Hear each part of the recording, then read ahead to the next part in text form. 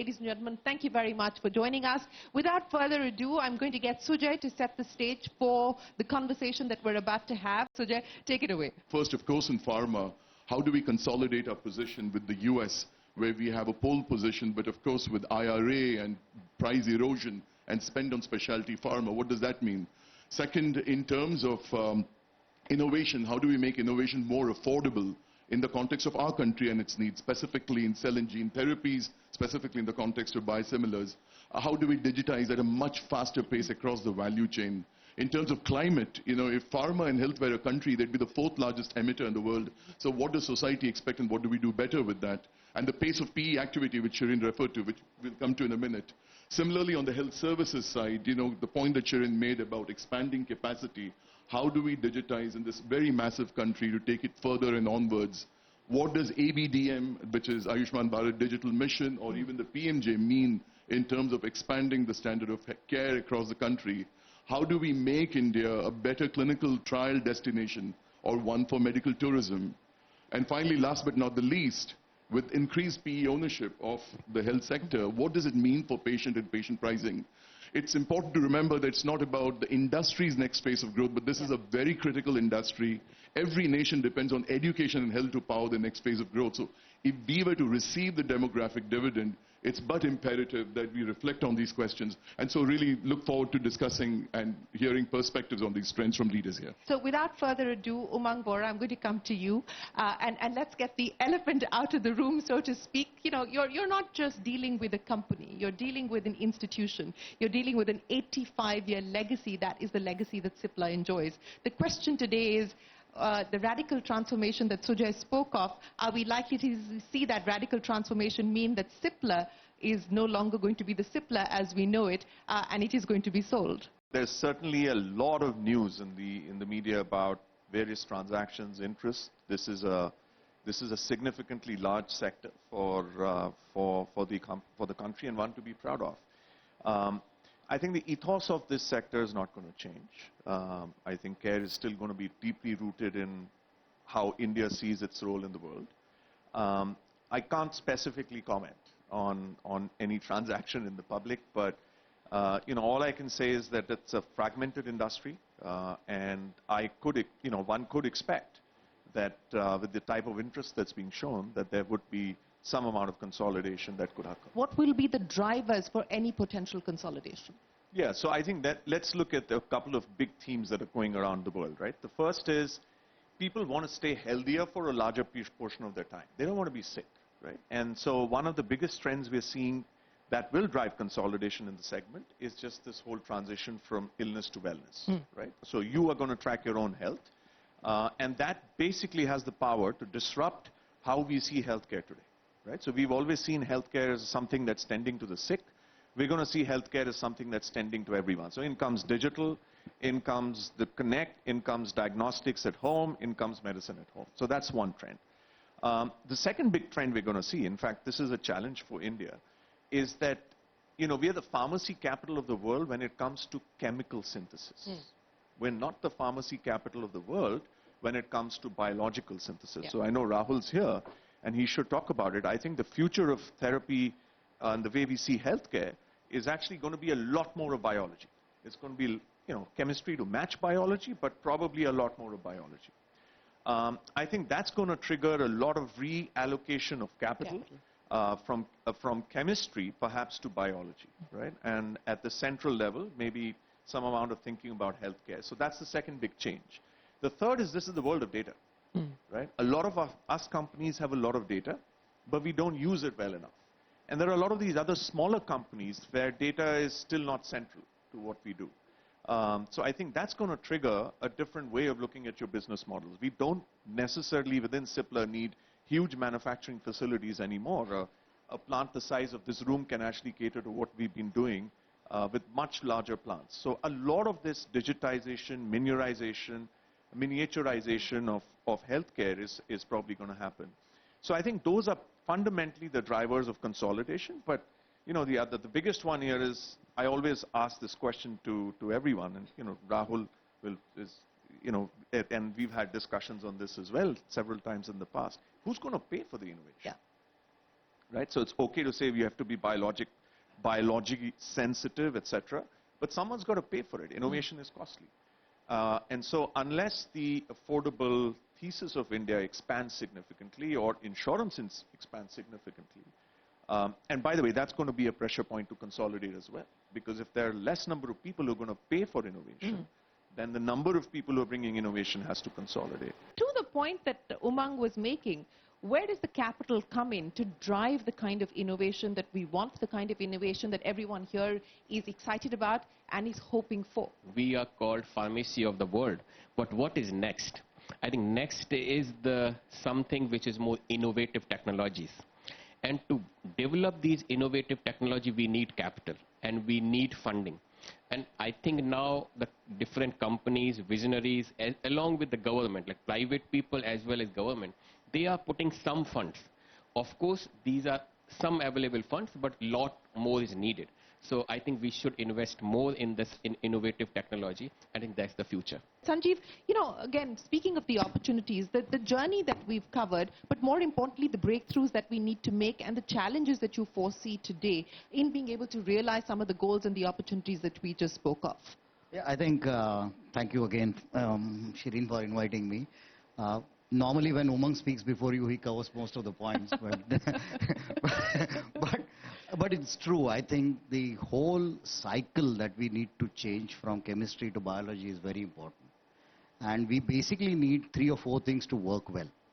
Number one, of course, what we mentioned is of funding. And Rahul is right that private equity generally will jump in when they see a much better situation. Venture capitalists might jump in earlier, but private equity might jump in a little later. But with the PRIP scheme or some other things happening with the government, I think there will be some amount of funding that will come through. And people are now risking capital to ensure that some funding goes through. What we might do require is a few success stories to ensure that the global market also looks at India from the biology space. And we are starting to see some of that happening. As Rahul would discuss, or I am discussing with some global regulatory agencies, they are also getting surprised at what are the things happening in India, and that's good. So that is one thing that the global regulatory agency is sending out a message that they are looking at India or at the innovation happening here. The second very important aspect is that we have to realize, and Umang actually mentioned the illness to wellness form, but preventive on one hand and cure and remission on the other hand is getting more important than managing the disease. And if that is happening, then we will have to, technology-wise, end up at both the ends, data end and the end of high science. And more scientists we train in high science is going to help us. So all R&D focused companies will need to train and build platforms more and more. What do you believe we need to emphasize? What do you believe we need to prioritize today? Firstly, thank you, Shereen, for having me. I think my colleagues covered very comprehensively India for the world, right? But, coming into looking at it as an opportunity, a lot has changed in the positive direction. I want to talk first about how quickly we are able to now bring drugs into the country, make new launches. And 2 big things. Firstly, the community of doctors and patients is completely global. So before we can bring it to India, they know everything about what's available out there. So that puts a very positive pressure to quickly bring drugs. And the regulatory process to bring drugs into the country is getting much more, how do I say, transparent and systematized in a sense. So whether it's the requirement for data, that's now very clear.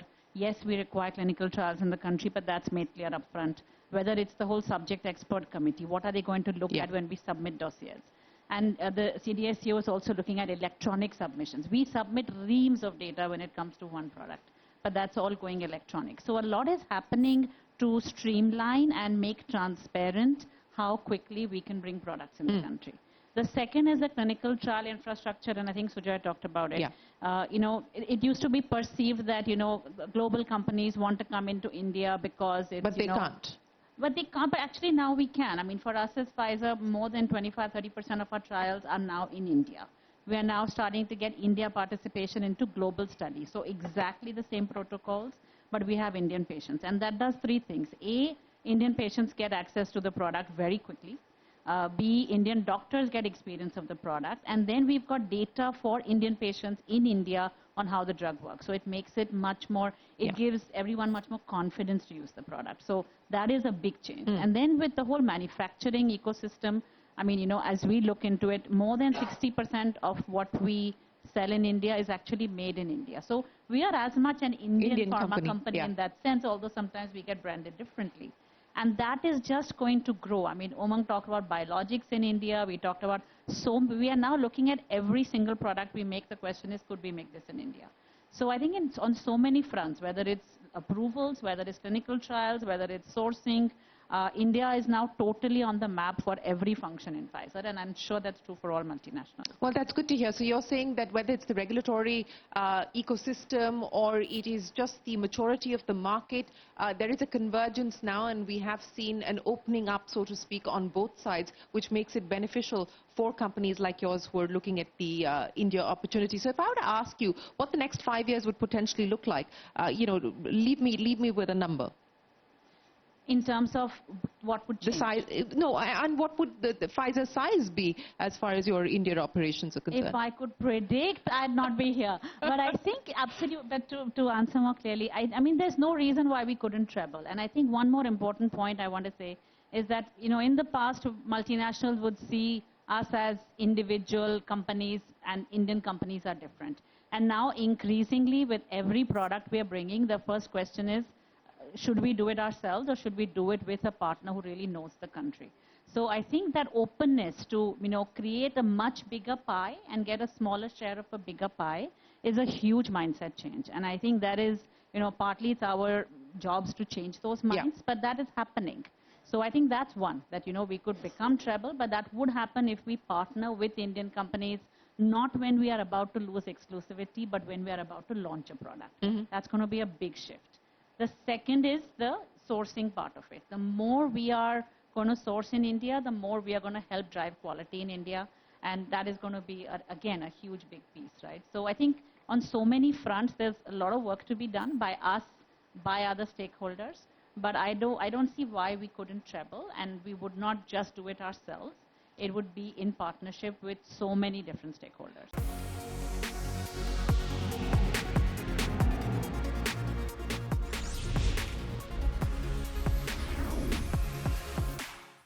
On that point, whether it's digitization or the better use of data, when you talk about personalization, I mean, where are we on that curve today, and where could the inflection point be in actually being able to deliver personalized services? We're very, very, very early in the stage. So, I mean, even today... And will it really be affordable anytime soon? Again, it'll have to get covered by financing, right? I mean, for example, it's happening in the US, it's happening in the Western world.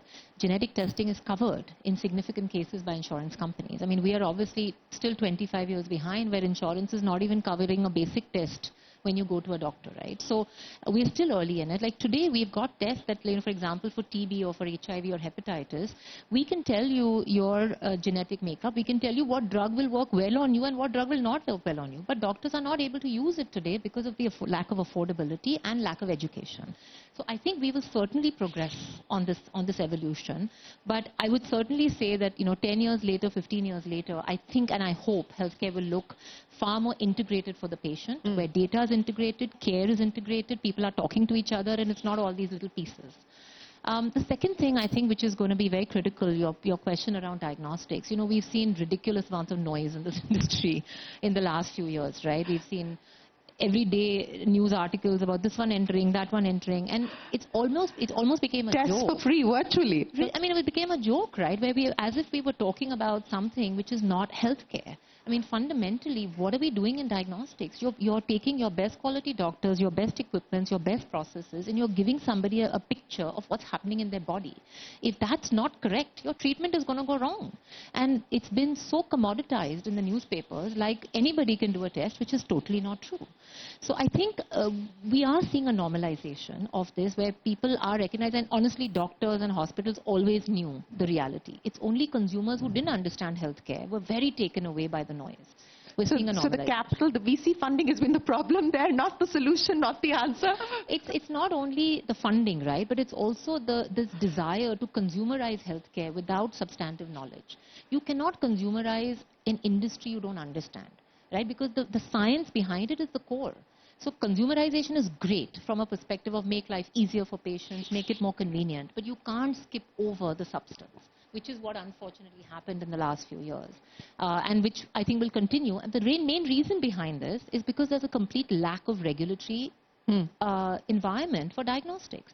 We have 300,000 labs in India, of which 99.99% are not accredited, right? So that means any individual walking in today to a lab, you may get a report, you don't know what you're seeing. It's a really scary situation. No, it is a scary situation. So you're saying that a majority of the diagnostic centers are not accredited either by the NABL or whatever else the... 99.9%. 99.9%.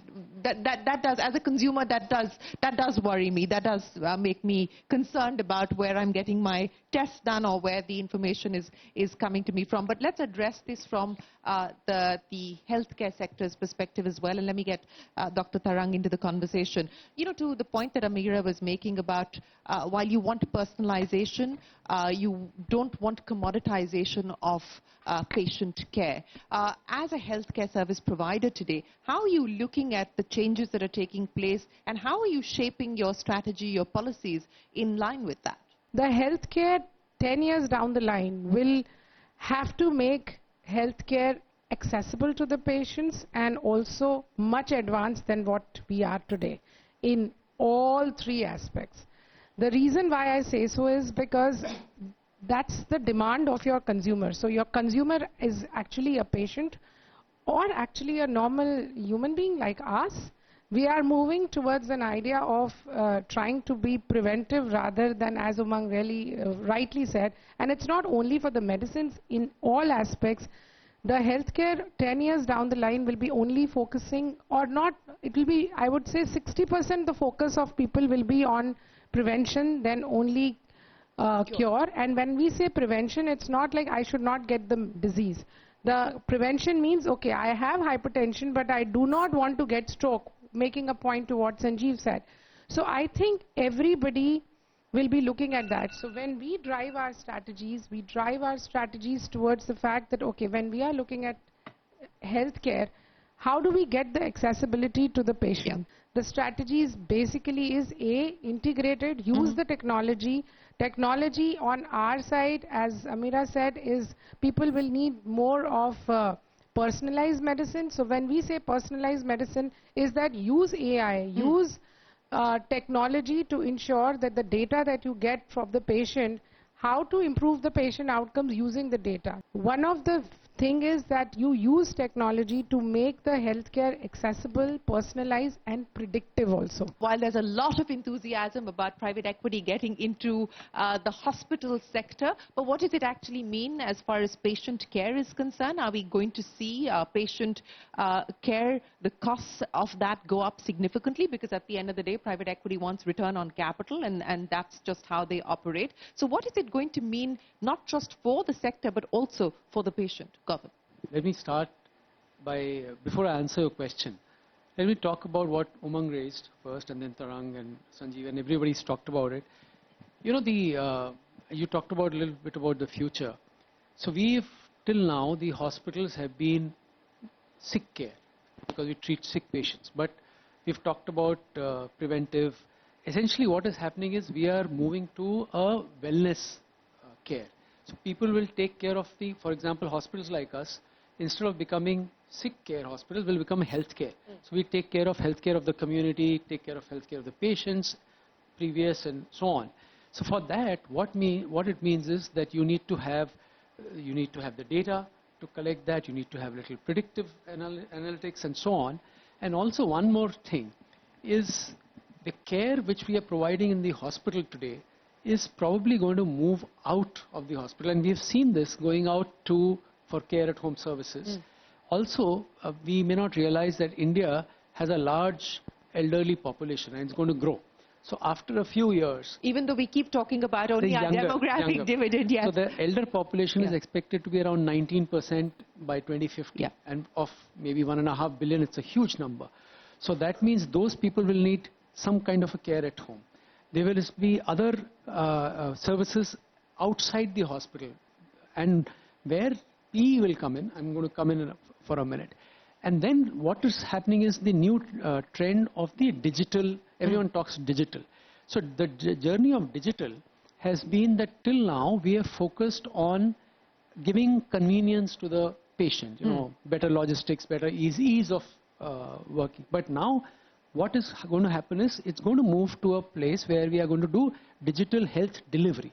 So that means we collect the data and we're already seeing variables, we're already seeing monitoring the vitals, and then trying to deliver some health through digital means. Example is telemedicine is a very simple example of that. E-monitoring of ICUs is an example of that. Now when you do all that, there is what you need in a country like India, and Tarang I think mentioned that, is the access to the tier 2, tier 3. So the Niti Aayog said that around 50% of the people have, or sorry, the other way around, 1/3 people have more than 50% of healthcare in the country. So to provide access, what we need is the ability to pay, not affordability. Because everybody keeps talking about affordability. I mean, we talked about CAR-T. CAR-T is not going to be affordable unless somebody has the ability to pay. Right. So what we are talking about as the insurance at the top end, many private sectors are there. We have Ayushman at the lower end. What we need is a middle class insurance Ayushman type of a scheme that will take care of the affordability. And then we come to private equity. The reason why private equity wants is what you mentioned earlier about returns and so on. But I think the biggest advantage of private equity is that because they want good returns, they will help you get quick scale up and quick access. The access to India will come because of private equity driving.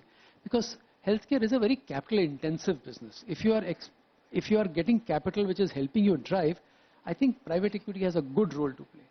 However, I just need to caution, healthcare cannot be devoid of good clinical outcomes. So if you are saying that I am getting private equity only to scale up and make money, it will not work unless backed by good clinical outcomes. But let's talk about future opportunities, and I think the one opportunity that we haven't addressed is medical tourism. And Dr. Tarang, let's get into that. I mean, what are we talking about? How large is this potentially an opportunity for us to be able to exploit?